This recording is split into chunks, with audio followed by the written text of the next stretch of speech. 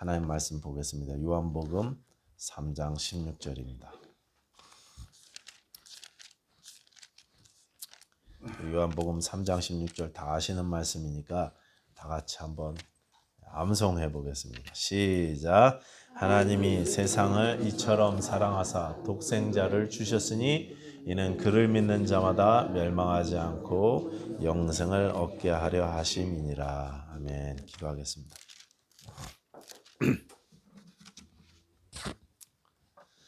아버지 하나님 감사합니다. 이 시간에 주의 성령께서 이 자리에 임하신 줄 믿습니다. 하나님 우리에게 성령으로 충만하게 하여 주시고 주의 말씀을 우리 심령 가운데 받게 하시며 나에게 말씀하시는 하나님의 음성과 하나님의 사랑을 깨닫는 귀한 시간 되게 하여 주시옵소서. 오늘 예배에 참석하지 못한 우리 귀하신 성도님들도 주님께서 함께 하시사 동일한 은혜 베풀어 주시옵소서. 예수님 이름으로 기도하였습니다. 아멘.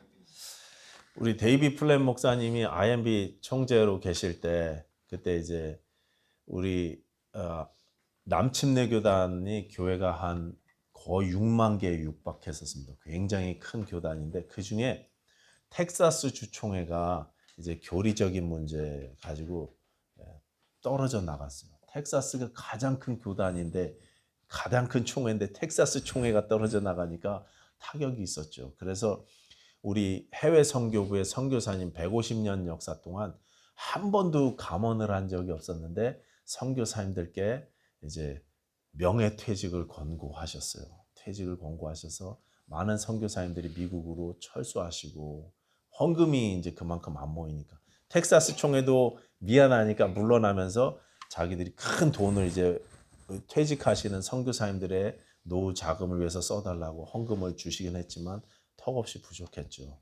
그때 굉장히 어려워서 이 데이비 플랫 목사님을 젊은 분임에도 불구하고 그때 아직 40이 채 안 되신 목사님임에도 불구하고 총재로 IMB 총재로 모셔서 전국을 다니면서 복음 활동을 하셨습니다. 선교 활동, 선교 헌금, 복음 활동을 하셨어요. 라띠문 헌금이나 이런 거 좀 많이 내달라고 이렇게 하는 일들 유명하신 분이니까 그렇게 했었습니다.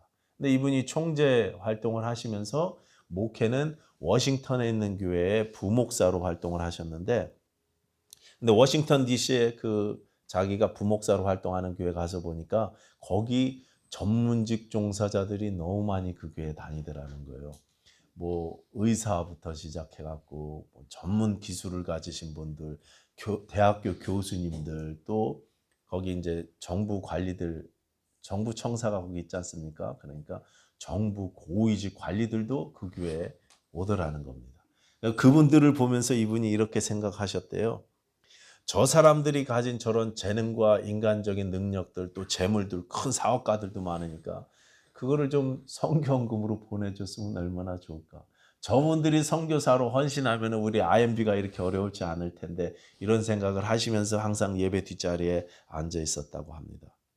그런데 이분이 이내 자기 생각이 잘못됐다는 걸 깨달으셨대요. 그렇죠. 복음은 완전히 그 반대라는 사실을 다시 기억하기 시작한 것입니다. 여러분, 예수님의 복음은 하나님의 은혜는 세상 기준과는 완전히 반대예요. 세상의 능력으로 하는 게 아니에요. 세상의 힘으로, 세상의 돈으로 하는 것이 아닙니다. 세상은 능력 있는 자들이 쓰임을 받지만 하나님은 연약한 자들을 들어서 쓰십니다. 여러분 동의하십니까? 믿으십니까? 하나님은요 연약한 자들을 쓰세요. 연약하게 해서 내가 정말 의지할 곳이 없다. 나는 예수 그리스도 외에는 없다고 항복한 사람들을 쓰기 시작하십니다. 우리 힘이 아니라 당신의 힘으로, 우리 능력이 아니라 하나님의 능력으로 죄를 하기를 원하십니다. 그래서요 오히려 우리의 힘이 가장 강할 때 쓰시는 게 아니라 내 힘이 다 빠질 때까지 기다리시는 것 같아요. 아브라함이 그래서 99세 때까지 기다려야 되지 않았습니까? 모든 것이 하나님의 은혜라는 사실을 알려주시기 위한 것입니다. 신앙생활은요 하나님의 은혜로 시작합니다. 하나님의 사랑으로 시작합니다. 그리고 하나님의 은혜와 사랑으로 신앙생활이 진행됩니다. 그 사랑이 어떤 사랑인지, 그 은혜가 어떤 은혜인지 오늘 본문은 말씀하고 있습니다. 자, 자, 오늘 본문은 성경에서 가장 유명한 본문이고 예수님 안 믿는 분들도 이 구절에 아마 익숙하고 또 차량 범퍼 스티커에 하나님은 당신을 사랑하십니다 탁 써놓고 요한복음 3장 16절 이렇게 써놓기도 하고 하죠. 우리가 가장 많이 아는 구절이고 어린 꼬마애들이 교회 오면은 가장 먼저 암송하는 말씀도 이 말씀입니다. 그런데 이 핵심, 성경의 핵심을 이루는 이 말씀이 어떻게 시작하냐면 하나님이 세상을 이처럼 사랑하셨다 이렇게 시작하죠. 하나님이 사랑하셨다 이렇게 말씀하십니다. 여러분, 하나님은 사랑의 하나님이시고 세상을 사랑하셨습니다. 나를 사랑하셨습니다. 근데 여러분 언제 하나님의 사랑을 느끼십니까? 언제 가장 하나님이 정말 나를 사랑하는구나 이렇게 느끼십니까, 여러분? 하나님이 나를 사랑하시는구나. 그 은혜가 감사하다. 내가 정말 찬양하고 싶다. 찬양이 나온다. 이런 느낌이 들 때가 언제십니까? 보통 우리는요, 사랑을 느끼고 감사가 나오는 때가 언제냐면 내가 잘 될 때입니다. 내 기도에 응답해 주셨을 때, 내 뜻대로 삶이 이렇게 잘 굴러갈 때, 그때 하나님이 나를 사랑하시는구나 이렇게 느껴요. 실제적으로 내 신앙이 내 삶에 도움이 될 때 그렇게 느낍니다. 하나님이 응답해 주셔서 내 병이 낫고 사업이 잘 되고 내 자녀들이 잘 되고 일이 잘 풀리고 그러면 하나님이 나를 사랑하신다고 느낀다는 것입니다. 그러다 보니까 세상의 조건들이 내 바람과 소원대로 착착 이루어져 가면 그때 기뻐할 수 있고 감사할 수 있다 이렇게 생각을 하는데 오늘 본문을 다시 보시면은 다시 잘 생각해 보시면은 하나님께서 이 세상을 이처럼 사랑하라고 말씀하실 그때는 우리의 소원을 들어주실 때가 아니었습니다. 우리 뜻대로 삶이 잘 이렇게 굴러갈 때가 아니었다는 것입니다. 우리 삶에 차고 넘치도록 재물을 부어주시고 건강을 주시고 자녀의 축복을 부어주시고 세상의 소원을 들어주시면서 하나님이 이처럼 너를 사랑하셨다 이렇게 말씀하시지 않더라는 것입니다. 그럼 언제 그렇게 말씀하셨습니까? 독생자를 주셨을 때. 독생자를 주시면서 독생자를 주신 것에 대해서 이렇게 말씀하셨다는 것입니다. 독생자를 주실 만큼 이처럼 사랑하셨다 이렇게 말씀하십니다. 하나님이 세상을 사랑하시는 표시는 독생자를 주심입니다.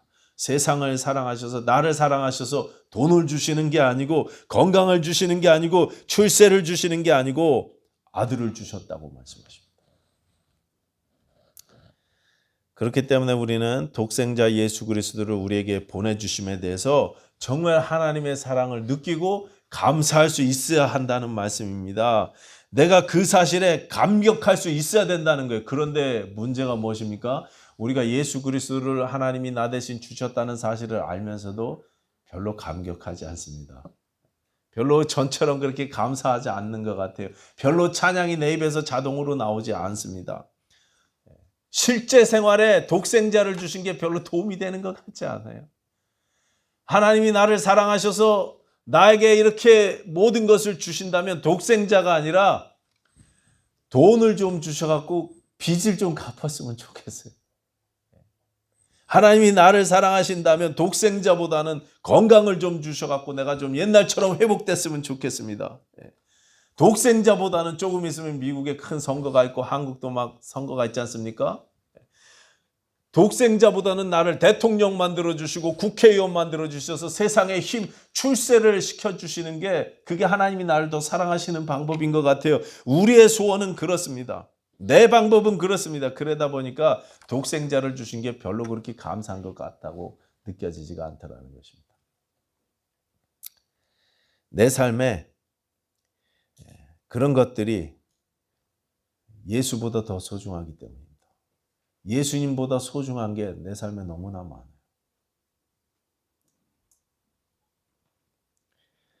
예수보다, 예수의 생명보다 실제적으로 더 중요하고 더 필요하다고 생각되는 것들이 내 삶 가운데 너무나 많기 때문에 예수 그리스도를 주셨음에도 불구하고 그렇게 감격스럽진 않아요. 감사한 거 맞는데 그렇게까지는 아닌 것 같아요.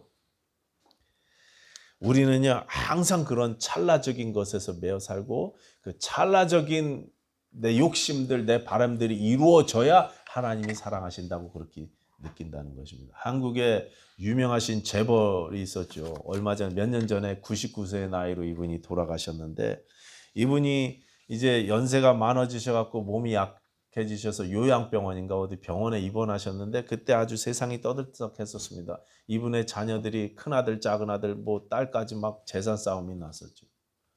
한국의 내노라하는 큰 회사입니다. 일본에 사는 작은 아들이 와갖고 한국에 있는 아들들하고 막 싸우고, 이분은 병원에 계시면서요 오늘 내일 건강이 안 좋아지셔서 오늘 내일 하시면서 국세청에서 이분에게 세금을 매겼어요. 근데 너무 많이 매겼다고 나라에다 소송을 걸었어요. 그 연세에. 언제 돌아가실지 모르는데요 세금 너무 많이 매겼다고 나라에다가 소송을 걸었어요. 물론 그게 이제 억울하다는 마음 때문에, 속상하다고, 내가 평생 쌓아놓은 재산인데 그렇게 나라에 다 뺏긴다고 생각하셔서 소송을 걸으셨겠지만, 어떤 면에서는 잘 이해가 안 가요.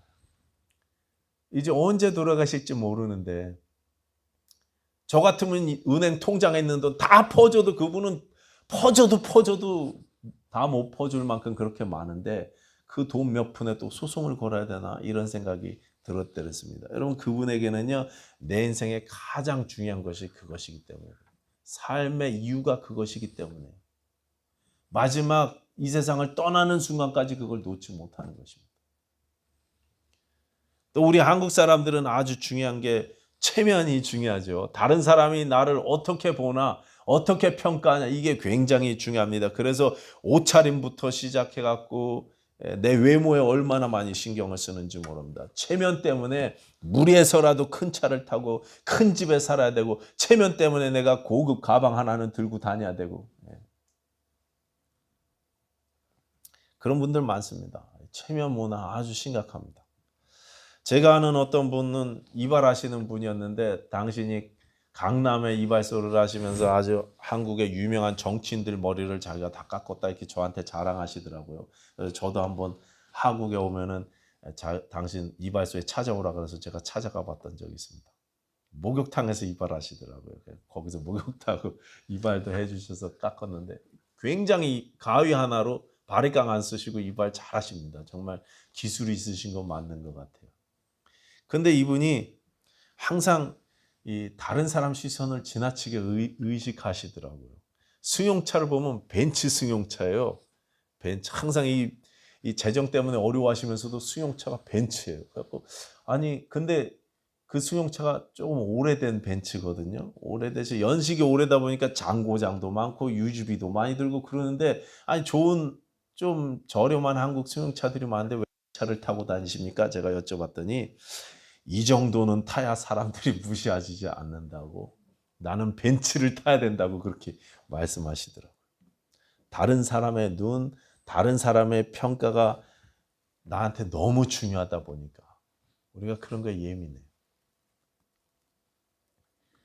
그분뿐 아니라 많은 경우 사회적인 분위기가 우리나라는 그런 것 같아요. 세상을 보는 눈이 돈이고 체면이고 쾌락이기 때문에 그런 삶을 사는 것입니다. 그런데 교회 안에도 이런 시선들이 들어와 있다는 것입니다. 이런 기준들이 들어와 있어요. 그래서 독생자를 주심이 나에게 복으로 느껴지지가 않습니다. 하나님의 사랑으로 그렇게 크게 느껴지지 않아요. 복이 맞는 것 같고 하도 이야기를 하시니까 사랑이 맞는 것 같은데 그렇게까지 뭐 대단한 것 같지는 않아요.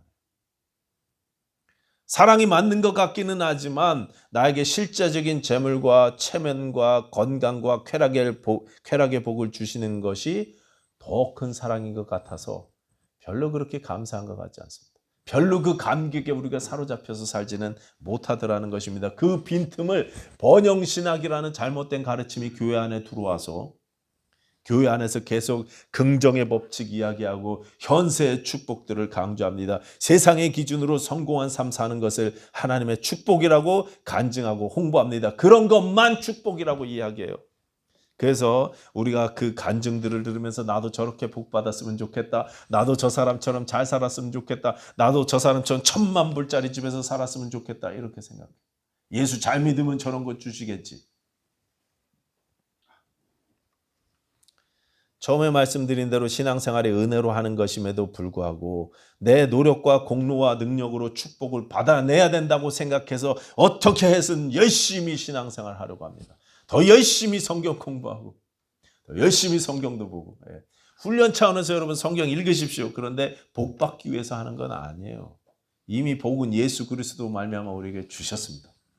내 열심으로 주시는 게 아니라 예수의 열심 때문에 나에게 복 주시는 거예요.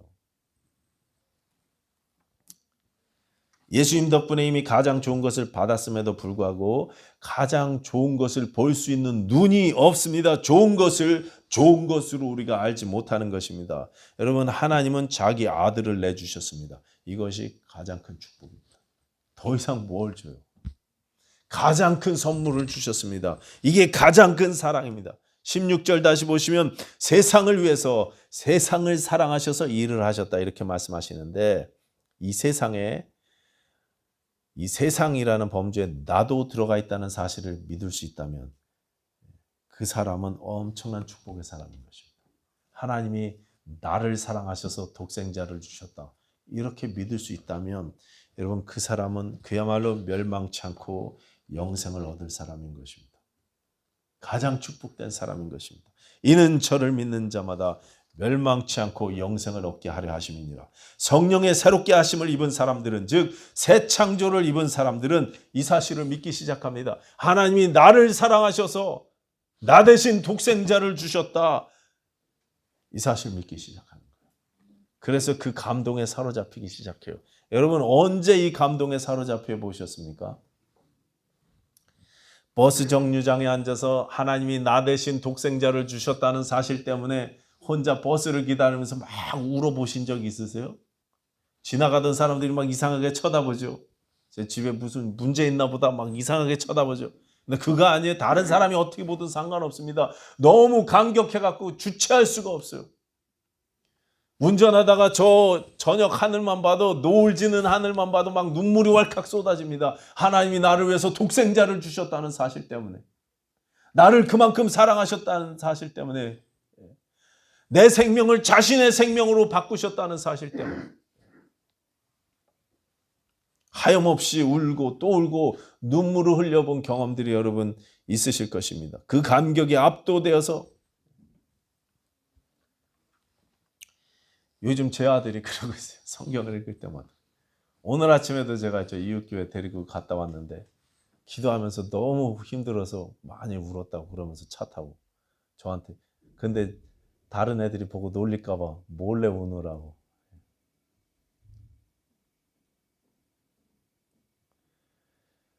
지난주에 말씀드린 6월절 그 밤에 애굽의 장자들을 심판하신 하나님께서는 이제 자신의 독생 장자를 십자가 그 심판의 자리에 내주셨습니다. 나를 살리기 위해서 그렇게 하셨습니다. 그 밤에 이스라엘 백성들을 살리기 위해서 양들이 어린 양들이 피를 흘려서 그래서 문설주에 발라진 것처럼 이제 하나님의 독생자께서 당신의 거룩하신 피를 십자가에서 모두 다 쏟아내셨어요.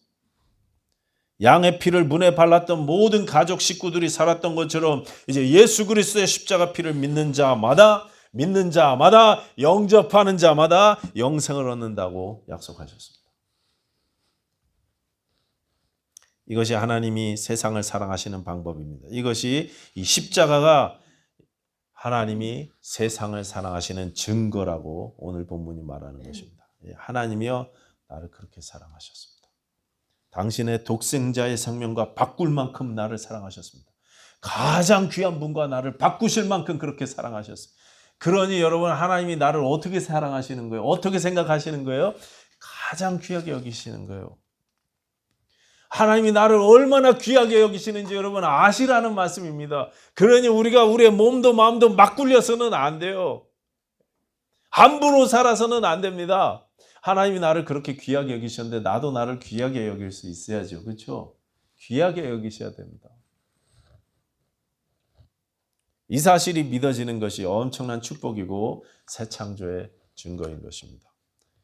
이렇게 믿을 수 있는 사람, 이 축복을 받은 사람은 이 세상을요 완전히 다른 눈으로 보기 시작합니다. 완전히 다른 눈으로 봐요. 완전히 다른 세상을 살기 시작하는 것입니다.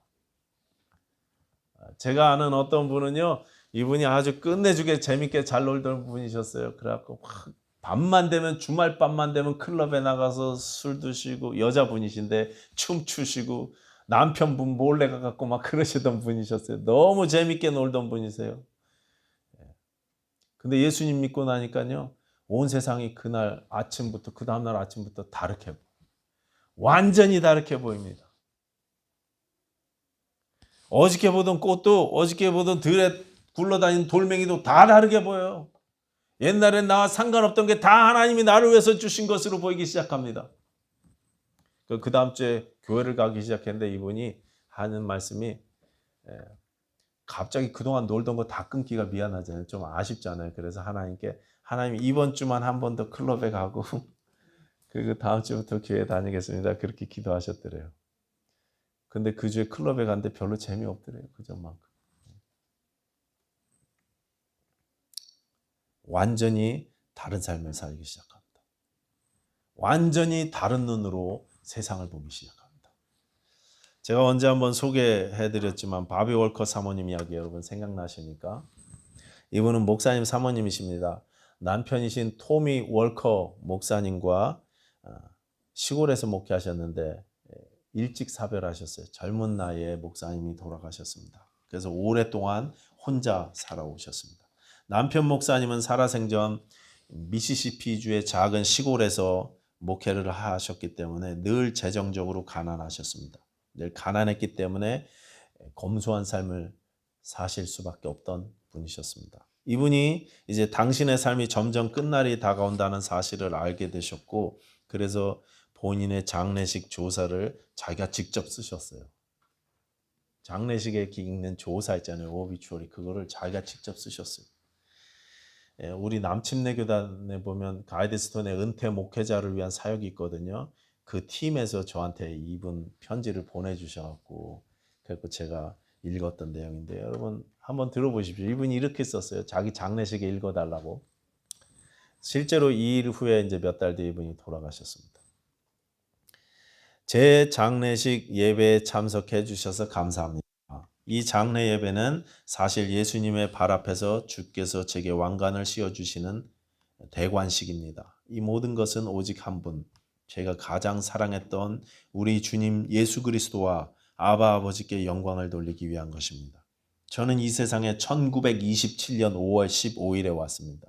그리고 하나님께서 인도하시는 날에 다시 주께로 돌아가게 될 것입니다.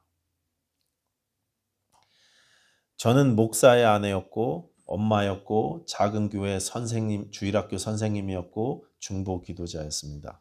저는 보간리지 미시시피에서 알렉스와 오라보겐 사이에서 셋째로 태어났습니다. 저는 이제 제 남편이었던 토미 월커 목사님과 부모님, 또 제 자매들인 로렌과 넬, 남동생 에밀과 그 아내 헬렌의 뒤를 따라 주님께로 갑니다. 저는 아들 랍 월커 가족, 딸 로리 이에트 가족들을 이 땅에 남깁니다. 그리고 제가 천사라고 불렀던 저를 돌봐주었던 많은 영적 가족들도 남기고 떠납니다. 그들은 카르멘 모레노 가족들과 제2침례교회의 교회 식구들입니다. 제가 제일 좋아하는 문구와 아침 찬양은 조셉 프린스 목사님 설교에 나오는 말씀입니다. 나는 위대한 축복을 받았습니다. 나는 최고의 은혜를 받았습니다. 나는 참으로 깊은 사랑을 받았습니다.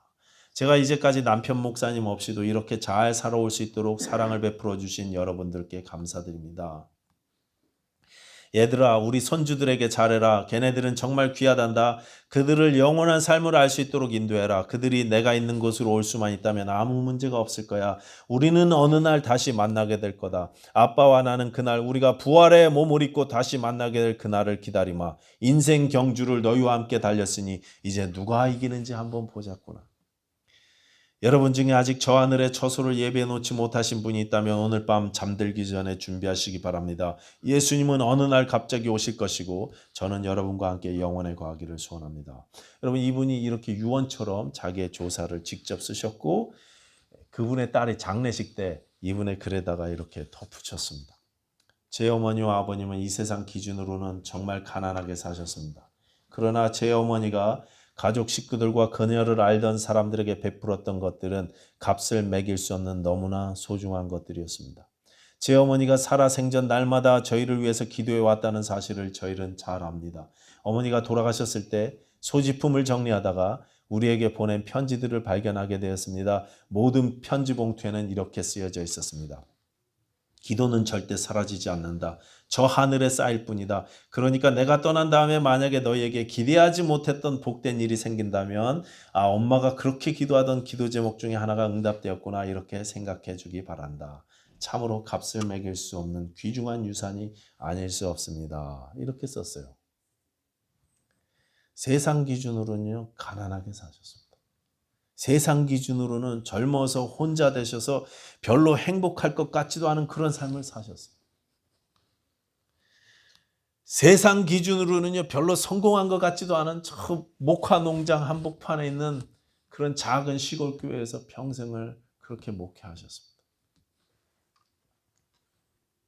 그러나 믿음의 눈으로 보면 누구보다도 성공한 복된 삶을 사셨던 분이 바로 이 사모님이십니다. 독생자를 주신 것이 나에게 최고의 은혜라는 사실을 안다면, 내가 하나님의 최고의 사랑을 받았다는 사실을 안다면, 여러분 우리의 인생은요 송두리째 바뀌게 될 것입니다. 내 삶을 바라보는 눈은요 완전히 바뀔 것입니다. 내 인생을 바라보는 생각들이요 완전히 바뀌게 될 것입니다. 하나님이 세상을 이처럼 사랑하사 독생자를 주셨다. 하나님이 나를 이처럼 사랑하사 독생자를 주셨다. 이 사실을 믿을 수만 있다면 우리 인생의 참된 축복이 삶이 시작될 것입니다. 그때부터 시작되는 것입니다. 여러분 하나님이 나를 생명을 주실 만큼 사랑하신다는 사실을 믿으십니까? 정말 그렇게 믿으십니까? 아들과 바꿀 만큼 나를 사랑하셨다는 사실을 믿으십니까? 비록 우리 삶이 여전히 힘들고 고통스러운 일들도 가득하지만 하나님이 내 기도에 응답하시지 않는 것 같고 내 소원이 이루어지지 않는 것 같아서 괴로울 때도 많지만, 그러나 찬양 가사처럼 우리가 하나님의 사랑을 확신하기만 한다면 이 세상의 일들은 점점 더 희미해져 갈 것입니다. 오직 예수님과 그분의 사랑만 더욱더 뚜렷해져 가게 될 줄로 믿습니다. 아까 바비 월커 사모님처럼 우리가 고백할 수 있게 될 것입니다. 나는 최고의 사랑을 받았습니다. 나는 최고의 은혜를 받았습니다. 여러분 이 고백이 저 여러분들에게도 나오게 되기를 축원합니다. 기도하겠습니다.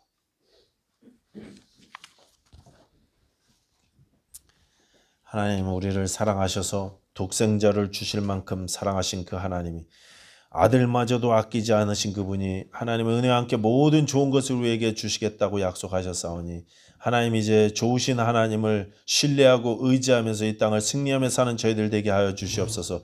우리 주 예수 그리스도의 사랑에 사로잡혀 사는 성령의 사람들이 다 될 수 있도록 우리 21세기 침례교회 전계하신 성도님들을 축복하여 주시옵소서. 감사드리며 예수님 이름으로 기도하였습니다. 아멘.